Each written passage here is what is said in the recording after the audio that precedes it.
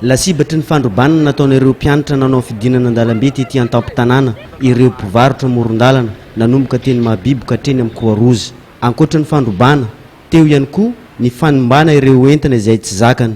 Faty antoka ho an'ireo mpivarotra ny aran'ny fandrobana izao, loharanom-bola tamin'ny mpampindram-bola madinika no nafahan'izy ireo nanao ny varotra izay ataon'izy ireo, nefa izao ny nafarany. Mpindram-bolan'olona daholo mpivarotra rehetra Majunga rehetra dia maneva volan'olona nefa amina milio maro, telefônina sy radio, ordinatera lasan'ireo mpianatra ankira ireo. Fa zay zany tompona ndraiky fa mpianatra ankira teto amin'ny entanay marobelan'ireo. Fomba fisehoany teto zany dia ireo zany avokaly. Nanday kakazo, nanday meso, nanday vato, tsaiky vaso kilalao, avy tonga dia nandeha amin'ny entana jiaby fa tsisy nandeha amin'ny lalambe, fa tonga dia nandeha amin'ny entana, nandeha nandrava. Nandeha nandrava zany ndehan'ireo eto fa tsy handeha ilahatra. Tapitra daholo ny entana zao, tena tapitra tanteraka tsy misy satria efa teo zay amin'ny carton batainy amin'ny carton, zay tena mbola tabatra no rofiny, ny ordinatera no batainy, sisa tsy azony ny dakadakan'ireo hitanareo jiaby ireo.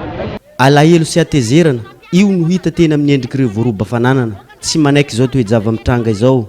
Fitokonan'ny mpianatra eny amin'ny université, namozana indray mpimaso, ny entan'ireo mpivarotra, tsy misy ifandraisana amin'ny olana eny amin'ny université.